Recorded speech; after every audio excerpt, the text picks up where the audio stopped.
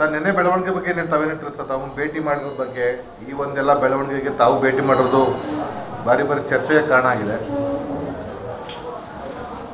ಅಲ್ಲಾಂದರೆ ಭಾರಿ ಭಾರಿ ಚರ್ಚೆ ಆಗೋದು ಅನ್ನೋದು ಪ್ರಶ್ನೆ ಬರೋಂಗಿಲ್ಲ. ಯಾಕಂದರೆ ನಮ್ಮ ಪಕ್ಷದ ಅಧ್ಯಕ್ಷರಿದ್ದಾರೆ, DCM ಇದ್ದಾರೆ. ಸೊ ಭೇಟಿ ಹಿಂದೂ ಕೂಡ ನಮ್ಮ ಮನೆಯಲ್ಲಿ ಇಲ್ಲಿ ಆಗಿದ್ವಿ, ಬೇರೆ ಕಡೆ KPCCಲಿ ಆಗ್ತಾ ಇರ್ತೀವಿ. ಅವ್ರ ಮನೆಗೆ ಕೂಡ ನಾನು ಸುಮಾರು ಸಾರಿ ಹೋಗಿದ್ದೀನಿ.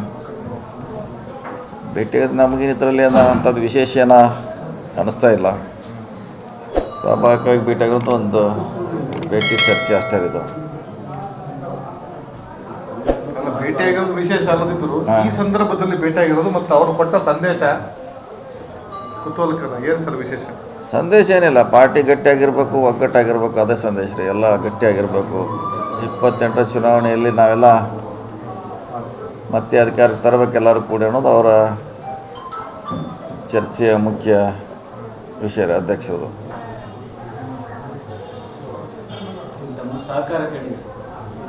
ಯಾವುದ್ರೆ ಅಲ್ಲ, ಸಹಕಾರ ಕೇಳುವಂಥ ಪ್ರಶ್ನೆ ಈಗ ಉದ್ಭವಿಸಲ್ಲ. ಈಗ ಅಂಥ ಸನ್ನಿವೇಶ ಸಂದರ್ಭ ಏನೂ ಬಂದಿಲ್ಲ. ಅವರು ಕೂಡ ಏನು ಕೇಳಿಲ್ಲ, ನಾವು ಹೇಳುವಂಥ ಪ್ರಶ್ನೆ ಉದ್ಭವ ಆಗೋದಿಲ್ಲ ರೀ. ಎಲ್ಲ ಅಂತಲ್ಲಿ ನಮ್ಮ ಪಕ್ಷ ಗಟ್ಟಿಯಾಗಿರ್ಬೇಕು ಅನ್ನೋದು ಅವ್ರದ್ದು ನಿಲುವು ಅದಾಗೈತಿ, ನಮ್ಮದು ಅದಾಗೈತಿ, ಎಲ್ಲರ ನಿಲುವು ಅದ ಇದೆ. 28ಕ್ಕೆ ಮತ್ತೆ ನಾವು ಅಧಿಕಾರಕ್ಕೆ ಬರಬೇಕು ಅನ್ನೋದು ಎಲ್ಲರ ಅಭಿಪ್ರಾಯ ಇದೆ ರೀ. ಸಿಎಂ ಜೊತೆಗೆ ಗುರುಸ್ಕೊಂಡಿರುವಂಥ ಎಲ್ಲ ಶಾಸಕರು ಸಚಿವರ ಜೊತೆಗೂ ಕೂಡ ಮಾತಾಡ್ತಾ ಇದ್ದಾರೆ.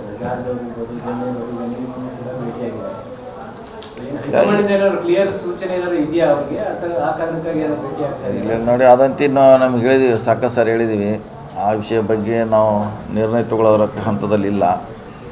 ಈಗ ಭೇಟಿಯಾಗಿದ್ದಾರೆ, ಅದನ್ನು ಅಷ್ಟು ನಿಮಗೆ ನಾವು ಹೇಳ್ಬೋದು. ಹೊರತಾಗಿ ಅದು ಯಾಕೋ ಏನಂತ ಅದನ್ನು ನಾವು ವ್ಯಾಖ್ಯಾನ ಮಾಡಲಿಕ್ಕೆ ಆಗೋಲ್ಲ. ಯಾಕೆ ನಮಗೂ ಗೊತ್ತಿರೋದು ಅಷ್ಟೇ ವಿಷಯ. ನಮಗೆ ಭೇಟಿಯಾಗಿದ್ದು ಪಕ್ಷದ ಬಗ್ಗೆ, ಸಂಘಟನೆ ಬಗ್ಗೆ, ಮುಂದೆ ಬರುವಂಥ ಚುನಾವಣೆ ಬಗ್ಗೆ ಸುಮಾರು ವಿಷಯ ಚರ್ಚೆ ಆಗಿದೆ. ಸೊ ಅಷ್ಟು ಮಾತ್ರ ನಿನ್ನೆ ನಾವು ಚರ್ಚೆ ಮಾಡುವಂಥ ಪ್ರಯತ್ನ ಮಾಡಿದೆವು. ಖಂಡಿತ ಬೆಳವಣಿಗೆಗಳ ತೀರ್ಮಾನಗಳು ಭಾಳ ಇಂಪಾರ್ಟೆಂಟ್ ಆಗುತ್ತೆ 28 ಚುನಾವಣೆಗೆ. ಅದು ಇದು ನಿಜ. ಅದನ್ನೆಲ್ಲ ನೋಡ್ಲಿಕ್ಕೆ ಹೈಕಮಾಂಡ್ ಇದೆಯಲ್ಲ, ಅವ್ರು ಮಾಡ್ತಾರೆ. ಅಳದು ತೂಗಿ ಅವ್ರು ನಿರ್ಧಾರ ಮಾಡ್ತಾರೆ. ಅದರಲ್ಲಿ ನಮ್ಮ ಪಾತ್ರ ಏನೂ ಇರೋಲ್ಲ. ಮಾಡೋರೆಲ್ಲ ಅವ್ರು ಇರ್ತಾರೆ. ಆ ಪಾರ್ಟಿ ಏನು ಹೇಳ್ತೀವಿ ಅದನ್ನು ಕೇಳುವಂಥ ಪ್ರಯತ್ನ ನಾವು ಅಷ್ಟೇ ಮಾಡೋದು, ಪಾಲನೆ ಮಾಡೋರು ಅಷ್ಟೇ. ಈ ಬೆಳವಣಿಗೆಗಳ ನಡುವೆ ನಿಮ್ಮ ಮತ್ತು DK ಶಿವಕುಮಾರ್ ಅವರ ಭೇಟಿ ಇನ್ನೊಂದು ರೀತಿ ಚರ್ಚೆಗಳಾಗ್ತದೆ. ಇಲ್ಲ, ಚರ್ಚೆ ಮಾಡೋದೇನು, ಅದು ಬೇರೆ ಪಕ್ಷದವ್ರು ಆಗಿದ್ರೆ ಅದು ಏನು ಭಾಳ ಮಹತ್ವ ಸಿಗ್ತಿತ್ತು. ನಮ್ಮ ಪಕ್ಷದವ್ರು ಅವರು BJPನೋ JDSನೋ ಇನ್ಯಾರನ್ನೋ ಭೇಟಿ ಆದರೆ ಅದು ಚರ್ಚೆ ಆಗ್ಬೋದಿತ್ತು. ನಮ್ಮ ಪಕ್ಷ ಅಧ್ಯಕ್ಷರು ನಮ್ಮ DCM ಭೇಟಿ ಆಗೋದ್ರಲ್ಲಿ ಅಂಥ ಮಹತ್ವ ಪಡೆಯುವಂಥ ಏನು ವಿಷಯ ಇಲ್ಲ ಅಂತ ನನ್ನ ಭಾವನೆ.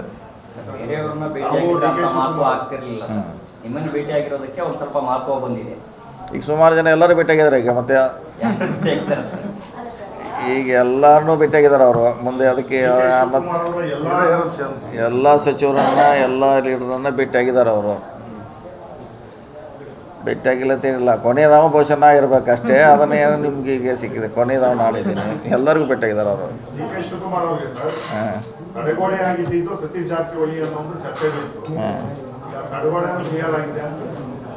ತಡೆಗೋಡೆ ಅಂತ ಇಲ್ಲವೇ ಇಲ್ಲ. ನಾವು ಹೇಳಿದ್ದೀವಿ, ತಡೆಗೋಡೆ ಇಲ್ಲವೇ ಇಲ್ಲ. ಹೈಕಮಾಂಡ್ ಆದೇಶ ಅಂತಿಮ ಅಂತ ಎಲ್ಲರೂ ಹೇಳ್ತಿದ್ದಾರೆ. ನಾನು ಅದನ್ನೇ ಹೇಳ್ತೀನಿ. ಮತ್ತು ಅವ್ರು ನಮ್ಮ ಪಕ್ಷದವ್ರು ಭೇಟಿಯಾಗಿದ್ದೀವಿ. ಮತ್ತು ಅವ್ರಿಗೆಲ್ಲ ಸಚಿವರು ಎಲ್ಲರೂ ಭೇಟಿಯಾಗಿದ್ದಾರೆ. ಯಾರು ಭೇಟಿಯಾಗಿ ನನ್ನ ಸೋರ್ಸಸ್ ಪ್ರಕಾರ ಎಲ್ಲ ಸೀನಿಯರ್ಸ್ ಇರ್ಬೋದು, ಕೆಲವೊಂದು ಬಿಟ್ಟರೆ ಎಲ್ಲರೂ ಭೇಟಿಯಾಗಿದ್ದಾರೆ. ಸೊ ಅದರಲ್ಲಿ ನಾನು ಒಬ್ಬನು ಭೇಟಿಯಾಗಿರ್ಬೋದು ಕೊನೆಯದಾಗಿ.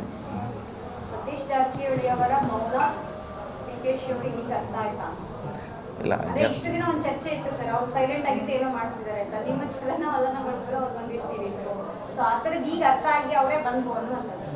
ಇಲ್ಲ, ಪಕ್ಷ ಒಂದೇ ಇದೆ, ಬರಲೇಬೇಕು. ನಾವು ಅಲ್ಲಿ ಹೋಗ್ತೀವಿ, ನಮ್ಮ ಕಡೆ ಅವ್ರು ಬರ್ತಾರೆ.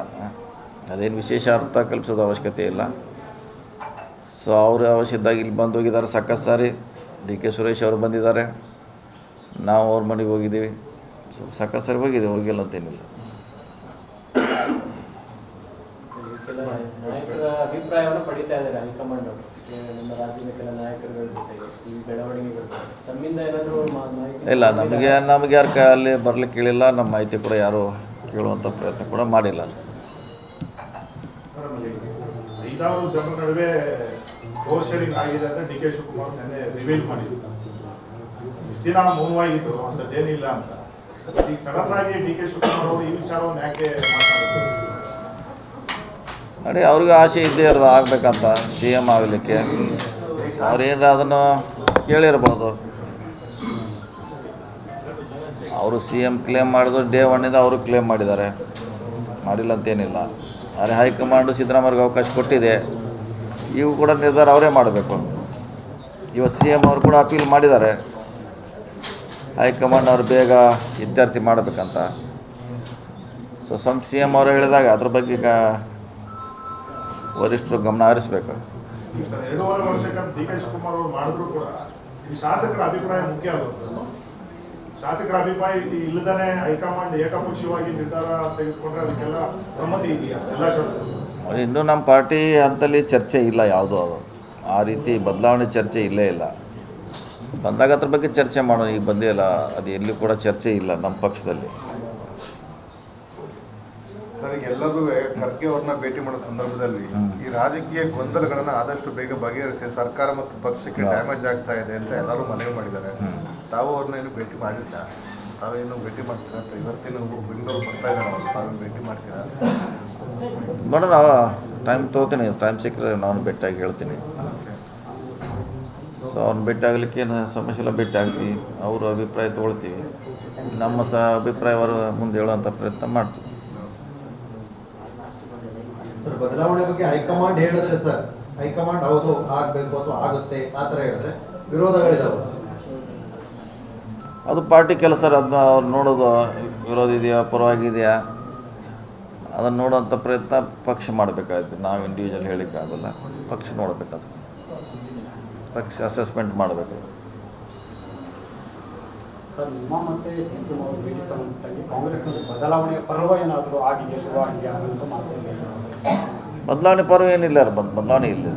ಡಿ ಕೆ ಶಿವಕುಮಾರ್ ಸಹಜವಾಗಿ ಎಲ್ಲರಿಗೂ ಭೇಟಿಯಾಗಿದ್ದಾರೆ. ಕೆಲವು ಕಡೆ ಅವ್ರ ಮನೆಗೆ ಕರ್ಸ್ಕೊಂಡು ಭೇಟಿಯಾಗಿದ್ದಾರೆ, ಕೆಲವು ಕಡೆ ಹೊರಗಡೆ ಭೇಟಿಯಾಗಿದ್ದಾರೆ. ಅಂಥ ಭೇಟಿ ನಮ್ಮದು ಒಂದು ಕೂಡ ಅಷ್ಟೇ ಭೇಟಿ. ಸೊ ಇದನ್ನು ನಮ್ಮ ಭೇಟಿಯಿಂದ ಭಾಳಷ್ಟು ಏನೋ ಆಗ್ತೈತೆ ಅನ್ನೋದೇನೋ ಊಹೆ ಮಾಡಲಿಕ್ಕಾಗಲ್ಲ. ಕಾಂಗ್ರೆಸ್ನಲ್ಲಿ ಇದು ಸಂಚಲನಕ್ಕೆ ಕಾರಣ ಆಗಿದೆ ಅಂತ ಪ್ರಮುಖವಾಗಿ ನೀವು ಹಿಂದಿನಿಂದಲೂ ಹೇಳ್ತಾ ಇದ್ದೀರಿ. ಸಿದ್ದರಾಮಯ್ಯ ವಿಚಾರವಾಗಿ ಕೂಡ ಸ್ಪಷ್ಟ ನಿಲುವನ್ನು ಇದೆ, ಬೇರೆ ಬೇರೆ ವಿಚಾರಗಳು ಸ್ಪಷ್ಟ ನಿಲುವನ್ನು ತೋರಿಸ್ತಾ ಇದ್ದಾರೆ. ಈಗ ಡಿ ಕೆ ಶಿವಕುಮಾರ್ ಅವರು ಭೇಟಿಗೆ ಸಂಬಂಧಪಟ್ಟಾಗ ಈಗ ಭೇಟಿಯದಷ್ಟೇ, ಅದರಲ್ಲೇನು ನಮ್ಮ ವಿಚಾರಗಳಲ್ಲಿ ಏನು ಬದಲಾವಣೆ ಆಗೋಲ್ಲ, ವಿಚಾರಗಳಲ್ಲಿ ಏನು ಬದಲಾವಣೆ ಆಗೋಲ್ಲ, ಹಾಗೇ ಇರ್ತೈತೆ. ಸೊ ಭೇಟಿ ಆಗಲಿಕ್ಕೆ ಒಂದು ಹೇಳಿದಿಲ್ಲ, ಒಂದೇ ಪಕ್ಷದಲ್ಲಿದ್ದಾರೆ, ಸಾಕಷ್ಟು ವಿಷಯಗಳು ಚರ್ಚೆಯಲ್ಲಿದೆ. ಅದು ಡೆವಲಪ್ಮೆಂಟ್ ಇರ್ಬೋದು, ಮುಂದಿನ ಚುನಾವಣೆ ಬಗ್ಗೆ ಇರ್ಬೋದು, ಚರ್ಚೆ ಆಗ್ತದೆ. ಪರಮೇಶ್ವರ್ ಅವರು ಸೀನಿಯಾರಿಟಿ ಕ್ಲೇಮ್ ಮಾಡಿದ್ದಾರೆ. 2013ರಲ್ಲಿ ನಾನು 8 ವರ್ಷ ಅಧ್ಯಕ್ಷನಾಗಿದ್ದೆ, ನನ್ನ ನೇತೃತ್ವದಲ್ಲಿ ಅಧಿಕಾರಕ್ಕೆ ಬಂದಿದ್ದು, ಹಾಗಾಗಿ ನಾನು ಕೂಡ ಸಿಎಂ ಆಕಾಂಕ್ಷಿ ಅನ್ನೋ ಮಾತನ್ನು ಹೇಳಿದ್ದಾರೆ. ಕ್ಲೇಮ್ ಮಾಡಿದ್ದಾರೆ, ಅವರು ಮಾಡಿದ್ದಾರೆ ಸರ್. ಅವರು ಹೇಳಿದ್ದಾರೆ 8 ವರ್ಷ ಅವರು ಅಧ್ಯಕ್ಷರ ಕೆಲಸ ಮಾಡಿದ್ದಾರೆ. ಅವರು ಕೂಡ ಕ್ಲೇಮ್ ಮಾಡಿದ್ರೆ ತಪ್ಪಿಲ್ಲ ಅಂತ ಮೊನ್ನೆ ಬೆಳಗಾವಿಯಲ್ಲಿ ಕೂಡ ನಾವು ಹೇಳಿದ್ದೀವಿ. ಸೊ ಈಗ ಅವ್ರು ಅಂತ ಹೇಳ್ತೀವಿ, ಅವರು ಸೀನಿಯರಿಟಿ ಇದೆ, ತಪ್ಪೇನಾದರೂ ಅಂತಿಮವಾಗಿ ಯಾರು ಮಾಡೋರು, ಫೈನಲ್ ಡೆಲ್ಲಿಯಲ್ಲಿ ಮಾಡ್ತಾರೆ. ನಮ್ದು ಏನಿದ್ರೆ ಕ್ಲೇಮ್ ಅಷ್ಟೇ. ಮೂರನೇ ಆಪ್ಷನ್ ನೋಡ್ತಾ ಇದ್ದಾರೆ, ಯಾಕಂದರೆ ಕೆಲ ಸಚಿವರು ಅದೇ ಅಭಿಪ್ರಾಯ ಇದೆ. ಶಿವಾನಂದ ಪಾಟೀಲ್ ಖರ್ಗೆ ಅವರು ಬಂದರೆ ನಮಗೇನು ಇಲ್ಲ, ಈಗ ಸಾಕು, ನಮ್ಮ ಅಧ್ಯಕ್ಷದ ಸೀಮಿತವಾಗಿ ಅಷ್ಟೇ ಮಾತಾಡೋಣ. ಮತ್ತು ಈಗ ಎಲ್ಲಿ ಅಲ್ಲಿ ಸುತ್ತಾಗಿ ಇಲ್ಲಿ ಸುತ್ತಾಗಿ ದಿಲ್ಲಿ ಸುತ್ತಾಗಿ ಮತ್ತು ಕಾಶ್ಮೀರ್ ಸುತ್ತಾಗಿ ಇಲ್ಲಿ ಬರಬೇಡ. ಆಪ್ಷನ್ಗಳ ಬಗ್ಗೆ ಏನಾಗುತ್ತೆ ಆಯ್ಕೆಗಳು ಕೊಡ್ತಾರೆ. ಈಗ ಪಕ್ಷದ ವರಿಷ್ಠ ಏನಂದ್ರೆ ಇವರು ಬೇಡ ಅಂತಂದ್ರೆ ಮೂರನೇ ಆಪ್ಷನ್ ಏನು ಇದ್ರೆ ಅದ್ರಲ್ಲಿ ನೀವಾಗಿರ್ಬೋದಾ, ಪರಮೇಶ್ವರ್ ಆಗಿರ್ಬೋದಾ, ಅಥವಾ ಖರ್ಗೆ ಆಗಿರ್ಬೋದಾ ಅಂತ ಅನ್ನೋದು ಕುತೂಹಲ ಜನರು ಸಹ ಕರೆಕ್ಟ್. ಅದಿನ್ನ ಕಾರ್ಯಕರ್ತರಿಗೂ ಇದೆ, ನಮಗೂ ಇದೆ. ಅಂಥ ಸನ್ನಿವೇಶ ಬಂದಿಲ್ಲ ಅಂತಂದ್ರೆ ಹೇಳೋರು. ನಾವು ಬಂದಾಗ ಅದ್ರ ಬಗ್ಗೆ ಚರ್ಚೆ ಮಾಡೋಣ, ಬಂದೇ ಇಲ್ಲ. ಈಗ ಬರ್ದೆ ಹಂಗೆ ಸುಮ್ಮ ಕೋರ್ಟ್ ಹೊಲಿಸೋದು ಕೂತು ನಾವು ಯಾವಾಗ ಇರ್ತಾರೆ ಗವರ್ನರು, ಯಾವಾಗ ಇರ್ತಾರೆ ಗವರ್ನರ್ ಅಂದರೆ ಏನು ಮಾಡೋದು, ಕೋರ್ಟು ಕಳಿಲಿಕ್ಕಾಗಲ್ಲ, ಹಾಕ್ಲಿಕ್ಕಾಗಲ್ಲ, ಹಂಗಾಗಿದೆ. ಸರ್, ಹಾಗಾದ್ರೆ ನಿಮ್ಮ ನಿಲುವಿನಲ್ಲಿ ಯಾವುದೇ ಬದಲಾವಣೆ ಇಲ್ವಾ ಸರ್? ನಾವು ಪಕ್ಷದ ಜೊತೆ ಇದ್ದೀವಿ, ಪಕ್ಷ ಫಸ್ಟು, ಪಕ್ಷದ ಜೊತೆ ಇರ್ತೀವಿ, ಪಕ್ಷದ ನಿರ್ಧಾರಕ್ಕೆ ಎಲ್ಲರೂ ಬದ್ಧರಾಗಿರ್ತೀವಿ. ಸೊ ಯಾರು ಯಾವ ಜವಾಬ್ದಾರಿ ಕೊಡ್ತಾರೋ ಅದನ್ನು ನಾವು ಹಿಂದೂ ಕೂಡ ನಿಭಾಯಿಸಿದ್ವಿ, ಇವತ್ತು ಕೂಡ ನಿಭಾಯಿಸ್ತೀವಿ. ಸರ್, ಮೊದಲಿಂದಲೂ ಕೂಡ ಸಿಎಂ ಅವರ ಜೊತೆಯಲ್ಲೇ ಗುರುತಿಸ್ಕೊಂಡ್ಬಂದಿರುವಂಥ ಈ ಕ್ಷಣಕ್ಕೂ ಕೂಡ ನೀವು ಸಿದ್ದರಾಮಯ್ಯ ಅವ್ರ ಜೊತೆಗೆ ಇರ್ತೀವಿ ಅನ್ನುವಂಥ ಪಕ್ಷದ ಜೊತೆ ಒಳಗಡೆ ಲೀಡರ್ಶಿಪ್ ಇದ್ದೇ ಇರ್ತದೆ ರೀ. ಯಾವುದೇ ಪಕ್ಷದಲ್ಲಿ ಲೀಡರ್ನನ್ನು ಗುರುತಿಸ್ಕೊಂಡಿರ್ತಾರೆ. ಹಂಗೆ ಕೂಡ ನಾವು ಸಿದ್ದರಾಮಯ್ಯನ ಗುರುತಿಸ್ಕೊಂಡಿದ್ದೀವಿ. ಅದು ಹಿಂದೂ ಇದ್ದೇ ಇರ್ತದೆ, ಇವತ್ತು ಕೂಡ ಅದು ಇದ್ದೇ ಇರೋದು. ಅದರಲ್ಲೇನು ಬದಲಾವಣೆ ಇರೋಲ್ಲ. ಡಿ ಕೆ ಶಿವಕುಮಾರ್ ಅವ್ರ ಮೇಲೆ ನಿಮಗೂ ಕೂಡ ಕೋಪ ಇದೆ ಸರ್. ಹಿಂದೆ ಬೆಳಗಾವಿ ಇಲ್ಲ. ವಿಚಾರದಲ್ಲೆಲ್ಲ ಹಸ್ತಕ್ಷೇಪ ಮಾಡ್ತಾ ಇರೋದಕ್ಕೆಲ್ಲ ಇಲ್ಲಿ ನಾವು ಹೇಳಿದ್ವಿ, ಸಾಕಷ್ಟು ಸಾರಿ ಹೇಳಿದ್ವಿ, ಯಾವುದೇ ಕೋಪ ಇಲ್ಲ. ಕೋಪ ಇದ್ದರೆ ನಾವು MLC ಒಳಗೆ ಮಾಡ್ತಿರಕ್ಕಿಲ್ಲ, DCC ಬ್ಯಾಂಕ್ದಾಗ ಮಾಡ್ತಿರಕ್ಕಿಲ್ಲ, ಕೋಪ ಯಾವುದೂ ಇಲ್ಲ. ಇದ್ರೂ ಟೆಂಪರರಿ ಅಂತ ಹೇಳಿದ್ವಿ. ನಾವು ಬಸ್ನಾಗ ನಾವು ಹಚ್ಚಿರ್ತೀವಿ, ನಾವು ಇಳಿಸ್ತೀವಿ, ಅವ್ರ ಬಸ್ನಾಗ ಅವ್ರು ಹಚ್ಕೋತಾರ ಅಂತ ನಡೀತಾರೆ, ಸಣ್ಣ ಪುಟ್ಟ ಅಂತ ಹೇಳಿದ್ವಿ. ಅದು ಉದಾಹರಣೆ ಹೇಳಿದ್ದೀನಿ ನಾನು. ಅಲ್ಲೇನಿಲ್ಲ, ನಮ್ಮ ಜಿಲ್ಲೆಯಲ್ಲಿ ಅಂಥದ್ದು ಏನು ಇಲ್ಲವೇ ಇಲ್ಲ. ಆಗ್ಬೋದು, ರಾಜ್ಯ ಆಗಿರ್ಬೋದು ಸರ್. ಏನೇ ಭಿನ್ನಾಭಿಪ್ರಾಯಗಳಿದ್ರು ಒಂದೇ ಪಕ್ಷದಲ್ಲಿ ಇದ್ದ ಮೇಲೆ ಹೊಂದಾಣಿಕೆ ಅನಿವಾರ್ಯ ಅದನ್ನು ನಾವು ಮಾಡಿ ತೋರಿಸಿದ್ದೀವಿ. ಬೆಳಗಾವಿ ಜಿಲ್ಲೆಯಲ್ಲಿ ಎಲ್ಲ ಚುನಾವಣೆಯಲ್ಲಿ ಪಕ್ಷದಲ್ಲಿಡುವಂಥ ಚುನಾವಣೆಯಲ್ಲಿ ನಾವು ಸಾಬೀತು ಮಾಡಿದ್ದೀವಿ. ಪಕ್ಷದ ಪರವಾಗಿ ನಾವು ಕೆಲಸ ಮಾಡ್ದಂತ ಸಾಬೀತು ಈಗಾಗಲೇ ಮಾಡಿದ್ದೀವಿ. ಸೊ ಅದು ಮುಂದುವರಿತದೆ ಅಷ್ಟೇ. ಸರ್, ರಾಜಣ್ಣವರಾಗಿರ್ಬೋದು, ರಾಯರೆಡ್ಡಿ ಆಗಿರ್ಬೋದು, ಇವರೆಲ್ಲರೂ ಒಂದು ಮಾತು ಹೇಳ್ತಿದ್ದಾರೆ. ಸಿದ್ದರಾಮಯ್ಯವರು ಕಾಂಗ್ರೆಸ್ಗೆ ಒಂದು ಮಾಸ್ ಫೇಸ್ ಇರೋಂಥದ್ದು, ಅವರು ಬದಲಾಯಿಸಿದ್ರೆ ಕಾಂಗ್ರೆಸ್ಗೆ ಒಂದಷ್ಟು ಡ್ಯಾಮೇಜ್ ಆಗ್ಬೋದು ಅನ್ನುವಂಥ ಮಾತನ್ನು ಹೇಳ್ತಿದ್ದಾರೆ.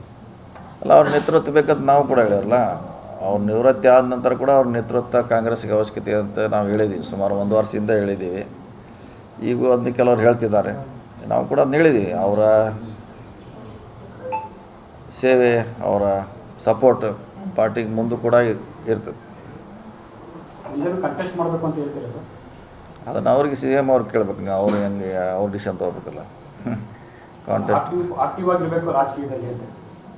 ಆ್ಯಕ್ಟಿವ್ ಆಗಿರ್ಬೇಕಂತ ಹೇಳಿದ್ದೀವಿ. ಅವ್ರು ಹೇಳಿದಾರಲ್ಲ ಮೊನ್ನೆ, ನಾ ಇನ್ನೊಂದು ಸಾರಿ ನೋಡ್ತೀನಿ ಅಂತ, ಕುಸ್ತಿ ಆಡ್ತಂತ ಹೇಳಿದ್ದಾರೆ. ಅದು ಅವ್ರಿಗೆ ಬಿಟ್ಟಂಥ ವಿಚಾರ. ಅಲ್ಲ, ಇಷ್ಟೆಲ್ಲ ಕುಸ್ತಿ ಆದ್ರೂ ಇನ್ನೂ ಕುಸ್ತಿ ಮಾಡ್ತೀವಿ ಅಂತ ಹೇಳಿ ನಿಜ ಗ್ರೇಟ್ ಸರ್. ಕುಸ್ತಿ ಈ ವಿಧಾನಸಭೆಗೆ ಆಡ್ತಾರ ಸರ್, ಲೋಕಸಭೆಗೆ ಆಡ್ತಾರ? ಅದನ್ನು ಅವ್ರನ್ನ ಒಂದು ಸಲ ಕೇಳಿ, ನೀವೇ ಕೇಳಿ, ಎದಕ್ಕೆ ಆಡ್ತೀರಾ, ನಿಮ್ಗೆ ಯಾವ್ದು ಇಂಟ್ರೆಸ್ಟ್ ಇದೆ ಕೇಳಿ. ಅವ್ರು ಹೇಳ್ತಾರೆ. Okay, thank you. ಲೇಟೆಸ್ಟ್ ಹಾಗೂ ಇಂಟ್ರೆಸ್ಟಿಂಗ್ ಸುದ್ದಿಗಳಿಗಾಗಿ ಬಾಸ್ ಟಿವಿ ಕನ್ನಡ ಚಾನೆಲ್ನ ಸಬ್ಸ್ಕ್ರೈಬ್ ಮಾಡಿ.